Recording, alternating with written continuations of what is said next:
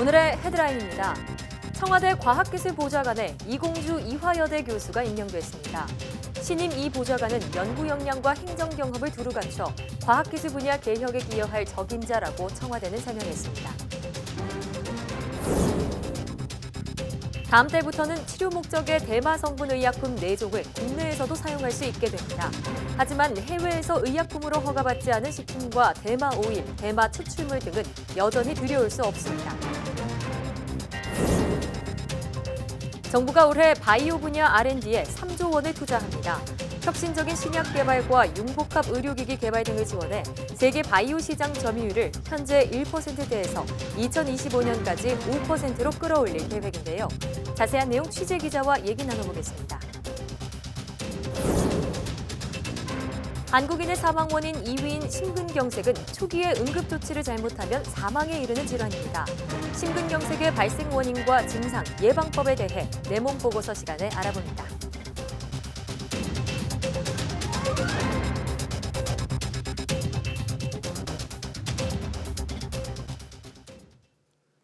여러분 안녕하십니까? 사이언스 투데이입니다. 문재인 대통령은 청와대 과학기술보좌관에 이공주 이화여대 약학과 교수를 임명했습니다. 김의겸 청와대 대변인은 이 보좌관이 대표적인 1세대 여성과학자로 연구 역량과 행정 경험을 바탕으로 과학기술 정책과 인재 양성 등 과학기술 분야 개혁에 기여할 적임자라고 설명했습니다. 이 보좌관은 이화여대 제약학과를 졸업한 후 미국 스탠퍼드대에서 생물리화학 박사학위를 받았고 이화여대 대학원장과 세계 여성과학기술인 네트워크 회장 등을 역임했습니다. 국가연구개발사업에 신규 연구과제를 신청할 때 받는 예비타당성 조사에서 과학기술 개발 성공 가능성과 기존 사업과의 중복성 항목이 사라집니다. 과학기술정보통신부는 국가 R&D 사업 예비타당성 조사 진행 과정에서 다양한 유형의 R&D 사업의 특성을 고려할 수 있도록 조사 체계를 개편했다고 밝혔습니다. 이에 따라 사전에 구체적인 기술을 정하지 않고 연구를 진행하는 일부 R&D 사업의 경우 그동안 적용받기 어려웠던 기술 개발 성공 가능성 등의 평가 항목은 삭제됐습니다. 앞서 문재인 대통령은 지난달 24일 대덕 연구개발특구를 방문해 정부 출연 연구기관의 과제 성공률이 99.5%에 이르는 것은 바람직하지 않다며 실패를 두려워하지 말고 도전적인 과제를 진행해달라고 당부했습니다. 개편된 조사체계는 올해 1차로 예비타당성 조사 대상으로 선정된 사업부터 적용될 방침입니다. 요즘은 계절을 가리지 않고 미세먼지의 습격이 이어지고 있는데요. 통신업계가 IT 기술력을 바탕으로 미세먼지 데이터를 만들어내고 있습니다. 이런 데이터가 모이고 공기질에 대한 분석이 이어지면 미세먼지 저감 해법도 찾을 수 있을 것으로 기대됩니다. 김현우 기자입니다. 지난 1월 11일 서울의 미세먼지를 측정한 영상입니다. 보통 수준을 유지하다 북서풍이 불자 고농도 미세먼지들이 서서히 유입됩니다. 바람을 타고 계속 유입되면서 나쁨을 뜻하는 빨간색의 고농도로 변했습니다. 한 통신사가 자체 측정한 미세먼지 데이터를 분석해 내놓은 영상입니다. 현재 전국 500여 곳에 불과한 환경공단의 미세먼지 측정 방식보다 훨씬 촘촘합니다. 전국 2천여 개 측정소에서 데이터를 모으면 스마트폰 앱으로 즉시 확인할 수 있습니다. 특히 사람과 차량이 많은 서울은 500m마다 측정소를 설치해 정확성을 높였습니다.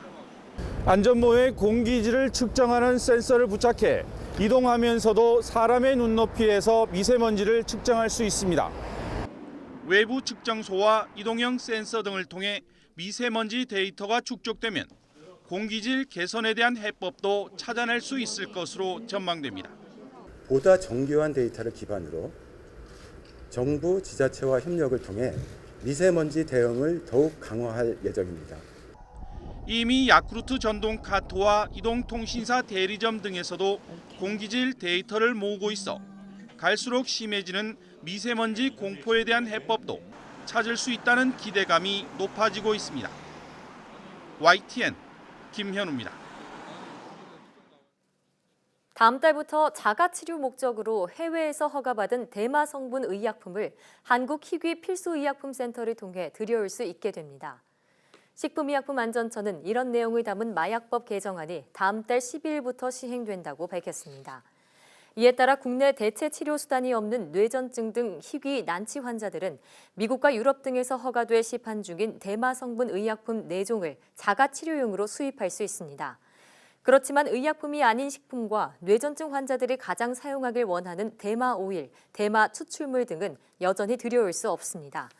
이와 관련해 환자단체들은 마약법 개정으로 대마 의약품을 수입할 수 있게 됐지만 처방 범위와 품목 규제로 환자의 불편은 여전하다며 의료용 대마 처방을 확대하는 등의 후속 조치가 필요하다고 밝혔습니다. 강화된 불법 사이트 차단 조치를 두고 사실상 인터넷 검열이 아니냐는 반발이 끊이지 않고 있습니다. 단순한 차단 조치일 뿐 검열이 아니라고 정부가 적극적으로 설명하고 있는 가운데 인터넷 규제 강화가 과연 옳은 방향인지에 대한 문제 제기도 나오고 있습니다. 김평정 기자가 그 쟁점을 짚어봤습니다. 인터넷 검열 논란을 이해하려면 먼저 한 가지 알아야 할 개념이 있습니다. 바로 인터넷 데이터 통신 규약으로 번역되는 HTTP인데 우리는 이 방식 덕분에 간단한 인터넷 주소로 원하는 사이트에 접속할 수 있습니다. 그런데 HTTP는 보안에 조금 취약하다는 단점이 있습니다. 이를 보완하기 위해 알파벳 S가 하나 더 붙은 HTTPS가 나왔는데 중간에 주소를 암호화해서 사이트로 연결합니다. 주소가 암호화되니 불법 사이트의 주소로 접속을 차단하던 정부의 기존 방식이 더는 효과를 내기 어렵게 됐습니다. 이 때문에 정부가 SNI 필드 차단이란 새로운 기술로 HTTPS가 적용된 불법 사이트를 차단하기로 했습니다. 정부의 기존 방식은 불법 사이트의 문 앞을 막아서는 거라면 새로운 방식은 암호화되기 직전에 정보가 노출되는 순간을 잡아 차단하는 거라서 개인의 인터넷 사용 정보를 검열한다는 논란이 나오게 된 겁니다. 이번 조치를 국가의 인터넷 통제 강화로 해석한 이들은 청와대 국민청원과 집회로 반발을 이어가고 있습니다. 이에 대해 정부는 인터넷에서 주고받는 내용을 들여다보는 검열이나 감청과는 전혀 다른 차단 기술이라고 적극적으로 해명하고 있습니다. 정부가 적절히 규제해야 된다는 입장과 자율적으로 놔둬야 된다는 입장이 공존하거든요. 이런 좀 민감한 영역에 있어서는 충분한 좀 공감대를 형성하는 그런 공론화 작업이 필요했는데 이번에는 좀 그게 부족했던 것 같습니다. 여기에 더해 정부가 인터넷 규제를 강화하는 것이 옳은 방향이냐는 근본적인 문제 제기도 있습니다. 접속을 차단할 불법 사이트를 정하는 과정은 물론 인터넷 규제를 어느 정도의 수위로 할 건지도 앞으로 국민적 의견을 모으는 과정이 필요해 보입니다. YTN 김평정입니다. 영화 조스의 주인공으로 알려진 백상아리의 유전체 지도가 완성됐습니다. 미국과 러시아 등 국제 공동연구팀은 46억 3천만 쌍의 염기로 이뤄진 백상아리의 유전체 염기 서열을 분석해 다양한 유전적 특징을 발견했다고 밝혔습니다. 연구 결과 백상아리의 유전체는 58.5%가 반복 염기 서열이었고 유전자 수는 24,520개로 분석됐습니다.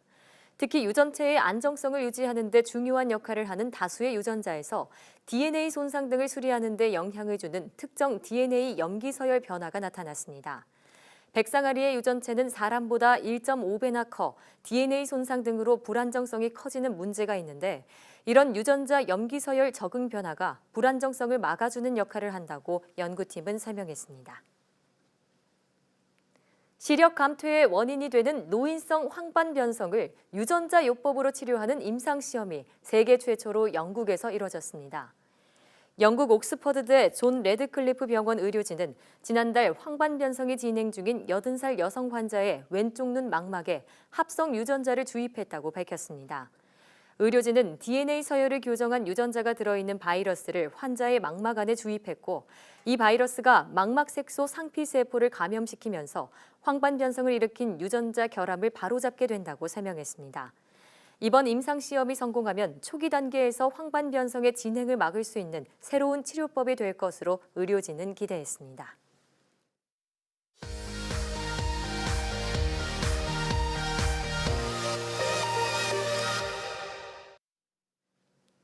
화제의 뉴스를 골라 과학 기자의 시선으로 분석하는 과학 본색 시간입니다. 오늘은 이성규 기자와 함께하겠습니다. 어서 오세요. 안녕하세요. 네, 자 오늘은 어떤 이야기로 시작해 볼까요?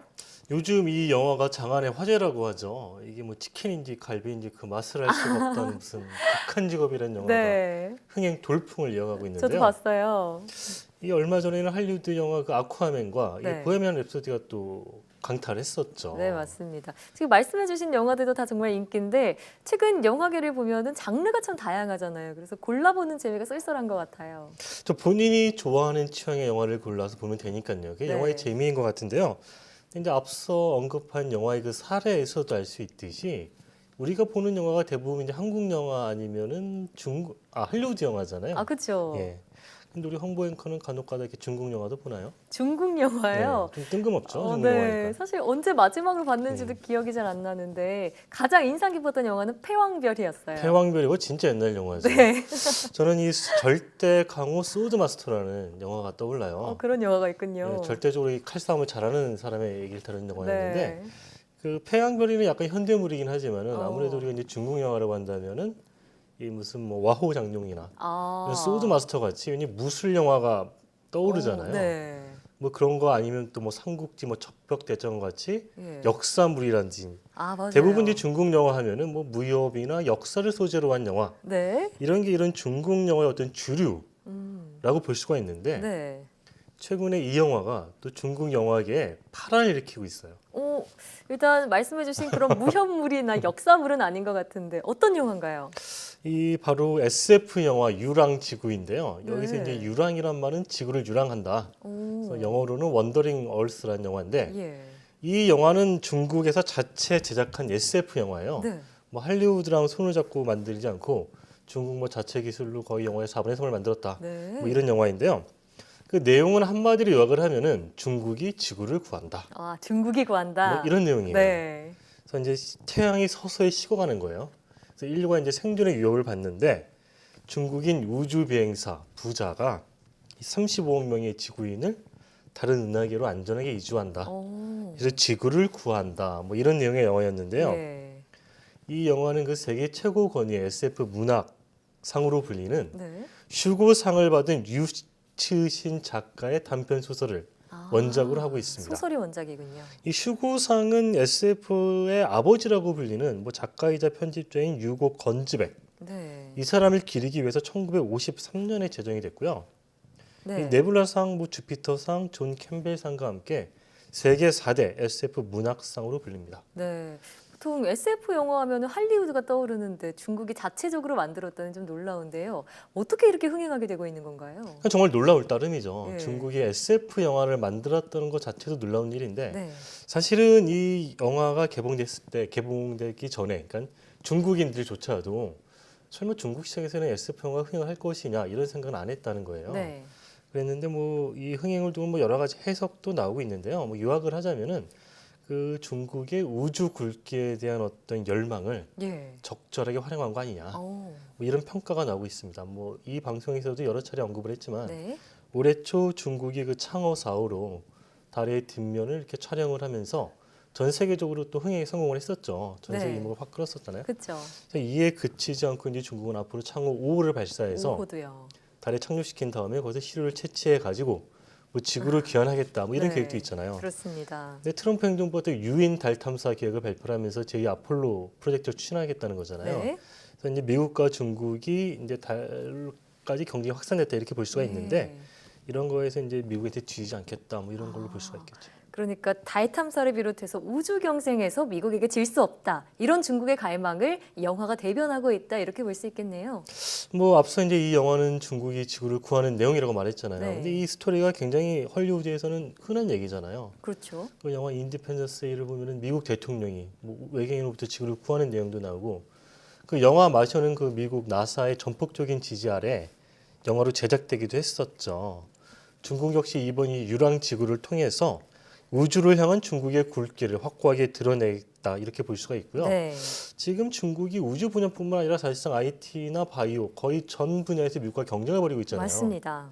이런 점을 밀어볼 때 앞으로 이제 중국 영화 시장에서 뭐 IT나 바이오를 소재로 한 SF 영화도 나오지 않을까 뭐 이런 기대도 해봅니다. 네, 자 중국 SF 영화의 새 장을 열었다고 볼 수 있는 유랑지구 앞으로 국내에 개봉하게 된다면 저도 한번 보고 싶네요. 자 다음 소식으로 넘어가서 다음은 바이오 R&D 투자와 관련한 소식을 준비하셨다고요. 정부가 2019년도 생명공학 육성 시행 계획을 최근에 의결을 했죠. 예. 이 좀 이름이 긴데 이 시행 계획은 생명공학 육성법이란 법이 있어요. 네. 그래서 이 법을 근거로 바이오 경제 혁신 전략 2025라는 게 있어요. 네. 그래서 요거 추진을 목적으로 매년 관계부처가 합동으로 이렇게 추진하는 그런 계획을 말을 합니다. 네. 현재 바이오 경제 혁신 전략 2025는 2025년까지 우리나라가 바이오 경제 대국이 되겠다. 이런 원대한 목표를 세운 계획이고 예. 그 세획을 추진하기 위한 세부 계획이 생명공학 육성 시행 계획이다. 이렇게 이해할 수가 있는데요. 예. 올해 의결이 된 이 내용의 핵심 내용은 이 바이오 경제의 성과를 내기 위해서 네. 정부가 이분에 3조 원을 투자하겠다. 뭐 이런 내용입니다. 3조 원이면 지난해보다 3% 정도 늘어난 네. 수치라고 알고 있는데요. 그럼 이 돈을 가지고 구체적으로 무엇을 한다는 얘기죠? 그러니까 이제 바이오도 여러 분야가 있잖아요. 예. 그래서 이 3조 원이 사실 작은 돈은 아니지만 우리나라 정부 R&D가 한 20조 원 되니까 작은 돈은 아니지만 또 미국이나 이런 나라에 비하면 큰 돈은 아니거든요. 네. 이 한정된 재원을 어떻게 효과적으로 이용하느냐 이게 관건인데 그래서 중점 분야라는 어떤 전략적 투자 분야를 정부가 세웠어요. 여기서 말하는 중점 분야란 뭐 창의 도전적 연구개발 지원, 네.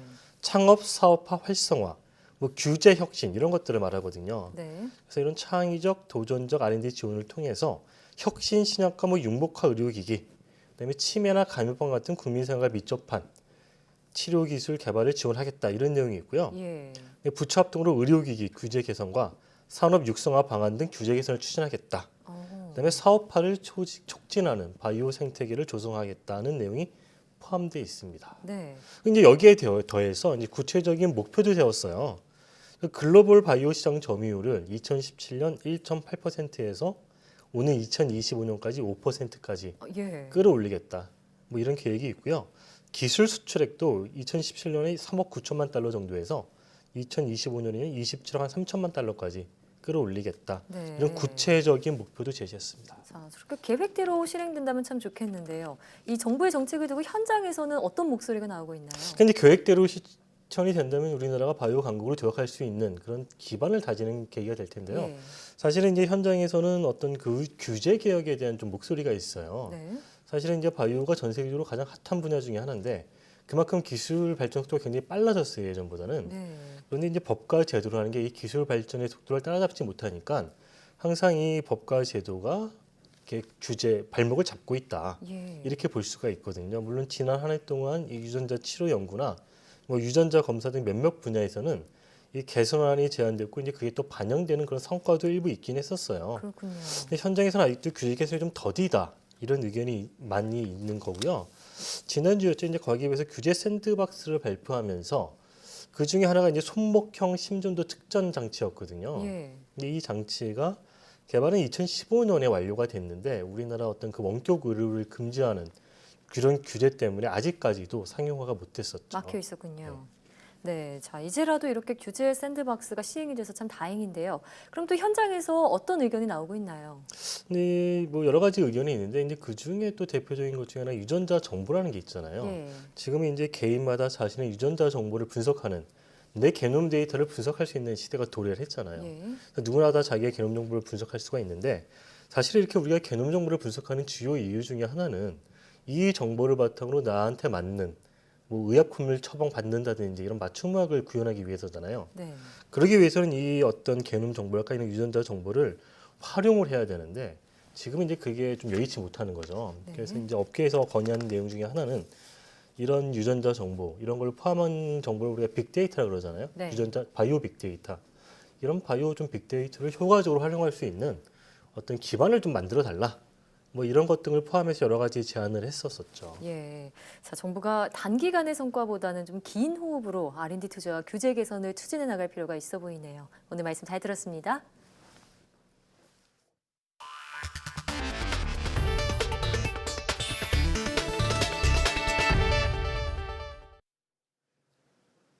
해양수산부와 식품의약품안전처는 해양심충수 미네랄 추출물을 새로운 식품 원료로 인정했다고 밝혔습니다.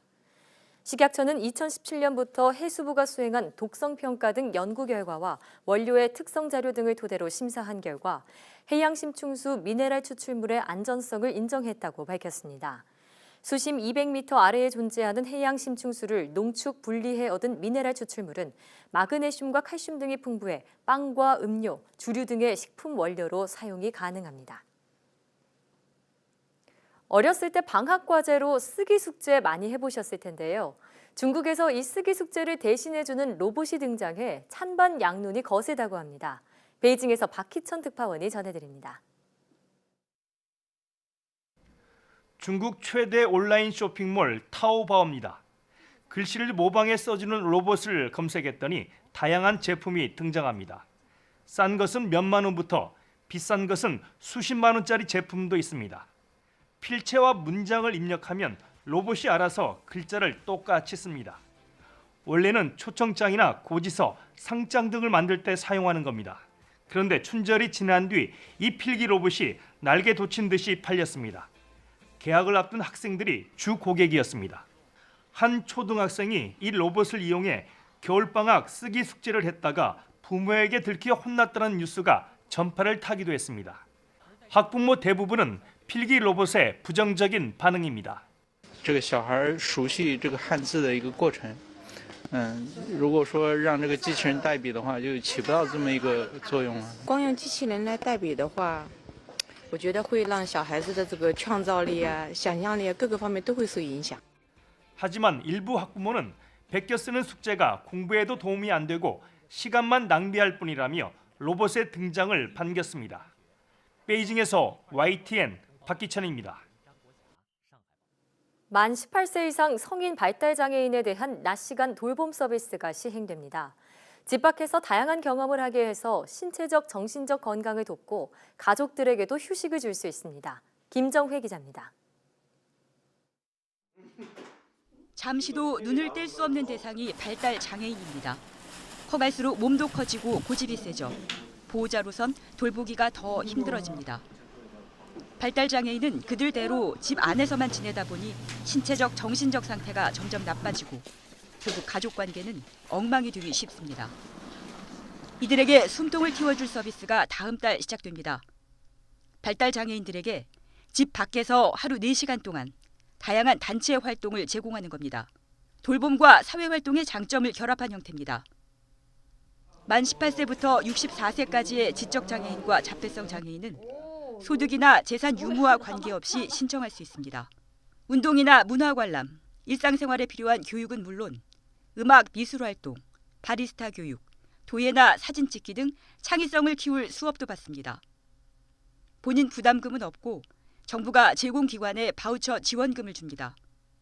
현재 국내 발달장애인 수는 약 23만 명, 이 중 성인이 17만 명으로 75%를 차지합니다. 발달장애인은 대부분 3급 이상의 중증 장애인이지만 3급의 경우 교육을 통한 사회적, 직업적 재활이 가능해 이들을 사회로 끌어들이기 위한 노력이 필요합니다. 보건복지부는 다음 달 광주광역시와 울산시, 경남 남해군 등 3곳에서 사업을 시작한 뒤 내년부터는 전국에서 시행할 예정입니다. 지원 인원도 올해 2,500명에서 2022년까지는 17,000명으로 확대할 계획입니다. YTN 김정희입니다.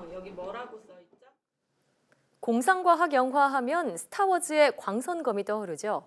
펜싱의 종주국이라고 하는 프랑스의 펜싱 연맹이 이 광선검 라이트세이버를 정식 스포츠 종목으로 인정했습니다. 보도에 기정훈 기자입니다. 어두운 경기장에서 광선검을 든 선수들이 줄지어 차례를 기다립니다.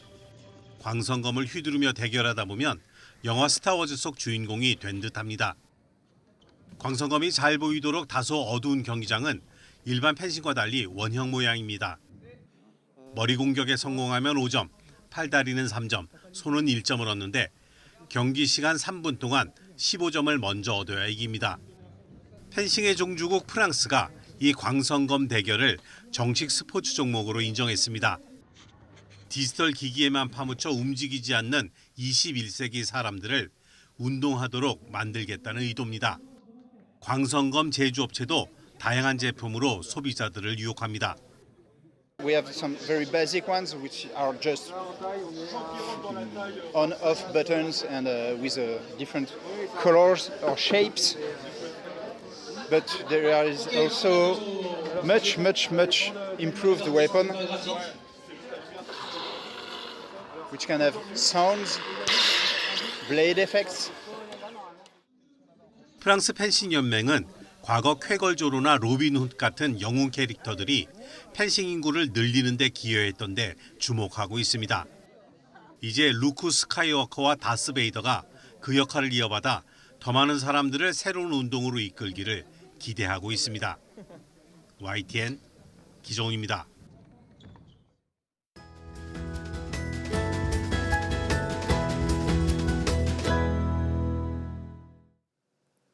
가슴을 쥐어짜는 듯한 통증이 30분 이상 계속되고 호흡곤란이 나타난다면 최대한 빨리 병원을 찾아야 합니다.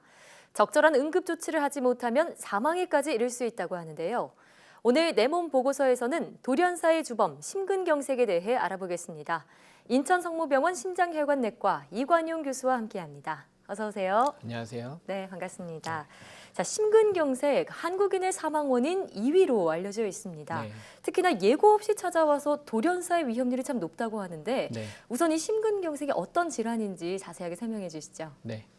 일단 심장은 수축과 이완 작용을 하면서 전신에 퍼져 있는 혈관을 통해 혈액을 공급하는 중추적인 역할을 합니다. 예. 심장도 피를 공급받는데 크게 세 가닥의 관상동맥을 통해 필요한 산소와 영양분을 공급받습니다. 네. 하지만 나이가 들면서 혈관의 가장 안쪽막에 콜레스테롤 침착이 일어나는데요. 예. 그럼 혈관이 좁아지다가 그 부분이 파열돼서 혈전이 형성이 됩니다. 그 혈전으로 인해서 혈관이 갑자기 막히게 되면 예. 심장 근육이 괴사를 하게 되는데 이것이 바로 심근경색입니다. 그렇군요. 자, 이해를 돕기 위해서 심혈관 조영술 사진을 보면서 설명해 드리겠습니다. 정상 관상동맥 사진과 죽상동맥 경화증으로 인한 관상동맥 협착 사진이 있는데요. 중간 부분에 혈관이 막힌 게 보이시죠? 주로 심한 가슴 통증이 이럴 때 동반되지만 때로는 이러한 증상 없이 돌연사로 이어지기도 합니다. 아, 지금 하얗게 잘린 듯하게 보이는 저 부분이 심장 혈관이 막힌 그런 부분이군요. 네, 맞습니다. 네. 자, 특히나 요즘같이 추운 겨울철에 이런 심근경색으로 인한 돌연사 위험이 급증한다고 들었습니다. 네, 그렇습니다. 네, 이 겨울철에 급격히 기온이 떨어지기 때문인 건가요? 네. 겨울철에 기온이 급격한 변화가 일어나면 예. 혈관이 유연하게 대응하지 못하는 데 있습니다. 그 날씨가 추워지면 몸은 체온을 유지하기 위해 말초혈관을 수축시키면서 신체에서 열이 손실되는 것을 방지하게 됩니다. 네. 이때 혈관 수축으로 인해 신체의 혈액 공급이 줄어드는 것을 방지하기 위해 심장은 더 빠르게 뛰게 되는데요. 네. 그러면 혈압을 상승시켜서 심장의 부담도 커지게 됩니다. 또한 혈관의 수축은 혈관벽에 이미 형성되어 있던 죽상경화반을 터뜨릴 수도 있습니다. 네. 이는 곧 혈전의 생성으로 이어져 급성 심근경색이 발생할 수도 있습니다. 예. 실내와 실외의 온도 차이가 커질수록 그 위험이 증가하고 같은 원리로 겨울 한파뿐 아니라 일교차가 심한 환절기에도 급성 심근경색이 잘 발생합니다. 네, 그러니까 겨울철이나 환절기에 특히나 심혈관 질환 주의를 해야겠네요. 네, 그렇습니다. 네, 자, 이런 급성 심근경색 최근 들어서는 얼마나 발생하고 있는 추세인가요? 네, 통계청 자료에 따르면 우리나라 하루 평균 급성 심근경색 환자 발생 건수가 3년 만에 24.1%가 증가했습니다. 예. 2014년 하루 평균 78.7명이었던 국내 급성 심근경색 환자가 2017년에는 하루 평균 97.7명으로 늘어나는 등 네. 꾸준히 증가하고 있습니다. 그러네요. 특히 돌연사의 80에서 90%를 차지하는 급성 심근경색은 발견 즉시 치료를 한다고 해도 사망률이 30에서 40%가 넘고 증상이 심각하면 1시간에서 2시간 이내에 사망할 수도 있으므로 평소에 미리 알고 예방하는 자세가 중요하겠습니다. 네, 일단 3년 만에 20% 이상 증가한 것도 놀랍지만 2017년 기준으로 하루에 100명 가까운 사람들이 급성 심근경색을 앓고 있다고요. 네, 그렇습니다. 왜 이렇게 많이 발병하고 있는 건가요? 네, 일단 나이가 들면 혈관이 점점 망가지기 시작을 합니다. 그래서 심근경색 발생률이 높아지는 건데요. 네. 흡연이나 고혈압, 고지혈증, 그리고 당뇨병은 심근경색의 4대 위험 인자입니다. 예. 이런 만성질환이 있으면 일반인보다 6배 정도 더 위험한 것으로 알려져 있으며 이 같은 만성 질환을 제대로 관리하지 않을 때 위험은 더 커지게 됩니다. 네. 심장 질환으로 사망한 가족력이 있는 경우 그 위험이 3배에서 4배 정도 더 높은 것으로 알려져 있으며 이외에 비만이나 육식 위주의 식습관 등도 심근경색의 위험을 높일 수 있습니다. 네, 그렇군요. 그러니까 유전적인 영향뿐만이 아니라 환경적인 요인까지 작용한다는 네, 말씀인데요. 그렇습니다. 이 심근경색 증상 하면은 저는 주로 가슴이 쥐어짜는 듯한 그런 통증이 생각이 납니다. 네. 그런데 이 증상이 사람마다 다르기도 하고 앞선 또 증상이 없는 분들도 있다고 하셨는데 네. 그럼 주로 어떤 증상이 나타나나요?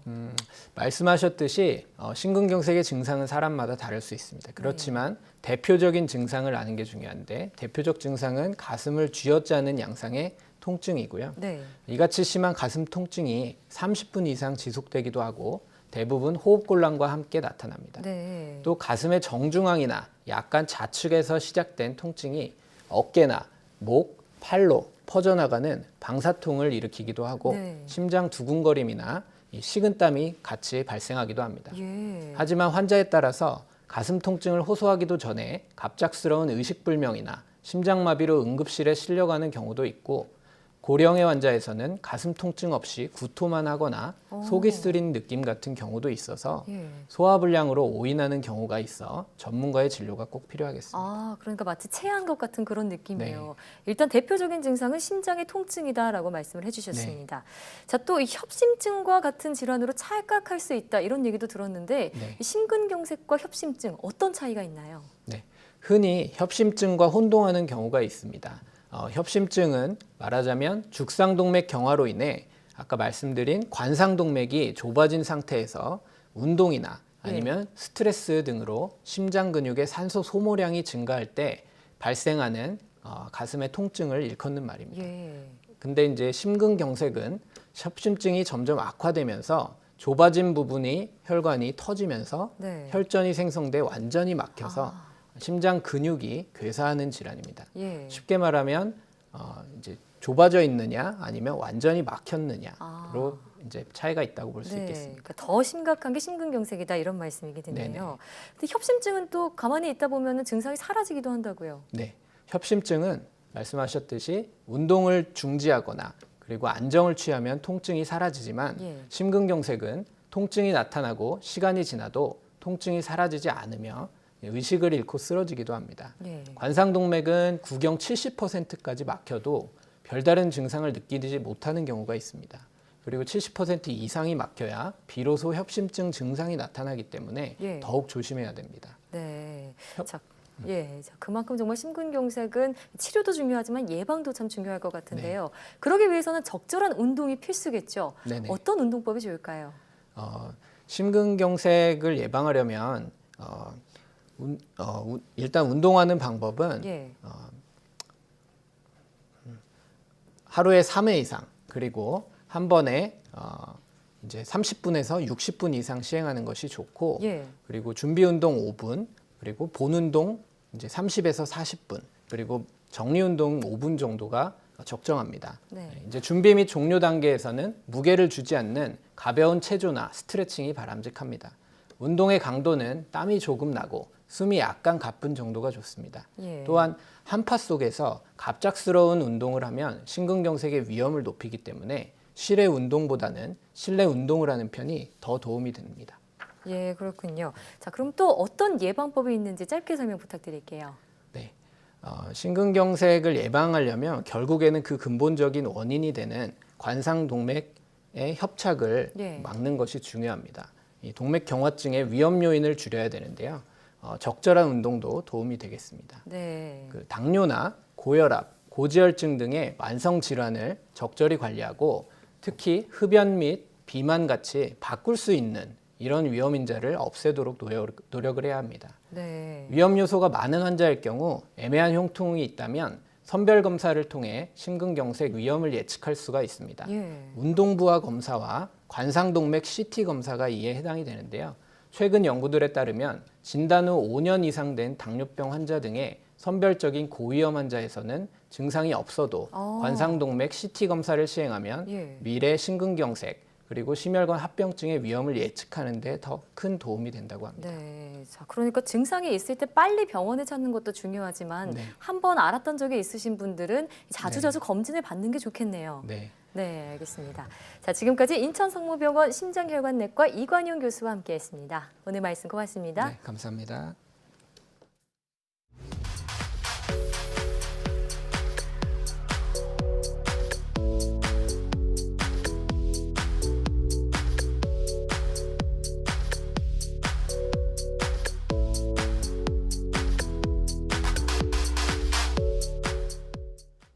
일본은 세계 1위의 노령 국가죠.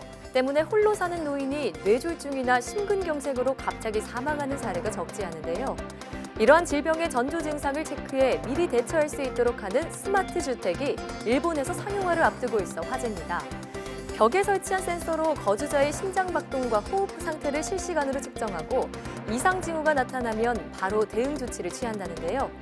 과학의 발전으로 이제는 집에서도 건강을 돌볼 수 있는 날이 머지않은 것 같습니다. 사이언스 투데이 오늘 저희가 준비한 소식은 여기까지입니다. 함께해 주신 여러분 고맙습니다.